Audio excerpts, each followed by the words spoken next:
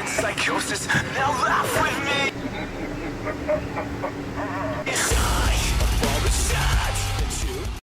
This is from Oxford Treatment Center, the average cost of marijuana by state.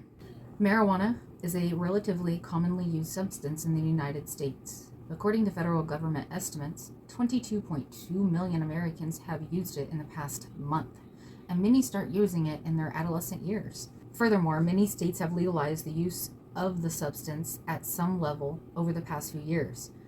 Some, such as New Mexico and New York, have legalized only for medical use, while others, such as California and Vermont, have enacted laws permitting recreational use by state citizens. Because the use of this substance is so widespread, we decided to take a closer look at how the cost of marijuana varies across U.S. states. Our results show a notable difference among states based on legalization status. First, we looked at the average price of high-quality marijuana, 1 ounce. Interestingly, the District of Columbia is the most expensive by a significant margin. The three with the highest average price are District of Columbia, $597.88 per ounce. North Dakota comes in second at $383.60 per 1 ounce. And Virginia in third at $364.89 per 1 ounce. These are places where marijuana use is somewhat restricted. In D.C., it is legal to purchase. In North Dakota, it's only legal for medical use. And in Virginia, it's not legal at any level. That's the price, even though it's not legal? Mm-hmm. Oh, okay. Huh. Well, that's fucked. So next we looked at the average cost for medium quality marijuana, 1 ounce. The district is still the most expensive place, but the next two states are not the same as the order for high quality marijuana. District of Columbia, $550.66 per 1 ounce. South Dakota, $335.26 per 1 ounce, and Minnesota, $330.52 per 1 ounce. The places with the cheapest prices are Mississippi, coming in at $170.22 per 1 ounce, Oregon, $187.09 per 1 ounce, and Washington, $196.82 per 1 ounce, with the national average for medium quality marijuana being $265.58 per 1 ounce. Beyond being an addictive substance that causes inebriation, legal for use or not, the use of cannabis has been linked with negative mental health outcomes, according to the Centers for Disease Control and Prevention. Cannabis use has been connected with the development of schizophrenia and other psychosis. Higher likelihood to have thoughts of suicide, higher risk of social anxiety disorder, and other negative effects. I mean, I think it's widely known that weed is psychologically addictive as anything can be, but not physically addictive. As a daily user for 20 years, I can attest to that. I would also note that a more culturally accepted drug, alcohol, has stronger and more adverse effects in your life compared to marijuana. I've anecdotally witnessed THC to treat withdrawal and addiction to other substances, much like many people say that they get from another natural drug, kratom. The fact that weed has very limited side effects makes it a grave danger to the pharmaceutical industry as a whole, because of marijuana's many medicinal uses. Never underestimate someone protecting their profits.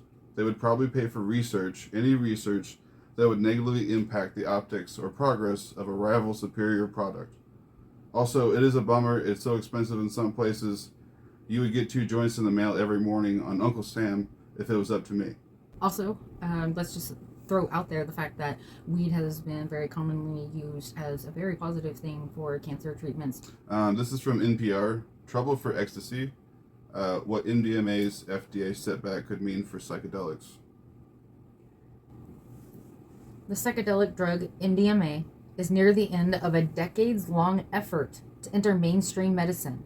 But instead of celebrating, supporters now find themselves wondering if the treatment will actually make it to the market anytime soon. Last week, advisors to the Food and Drug Administration pored over shortcomings and missteps in the research and overwhelmingly rejected the evidence supporting MDMA as an effective treatment for post-traumatic stress disorder.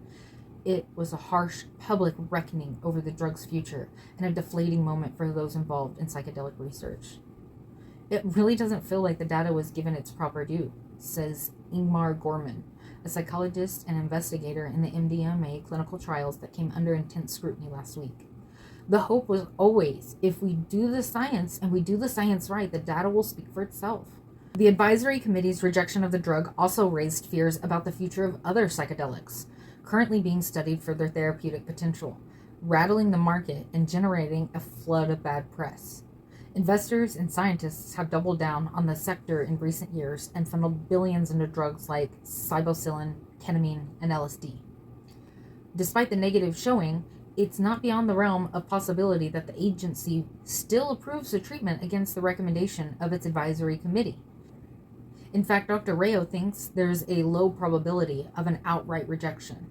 Instead, the agency could come back with a very strict set of safeguards and requirements to do further research once it's on the market, or the drug maker could be asked to do another clinical trial before FDA approval. The panel overlooked key points about the research supporting MDMA-assisted therapy and seemed swayed by still-to-be-proven allegations of ethical misconduct that FDA staff said weren't supposed to factor into the recommendations.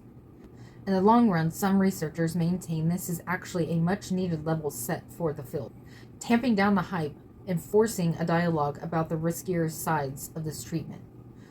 After the treatment, and that bias among those running the trials had skewed the results.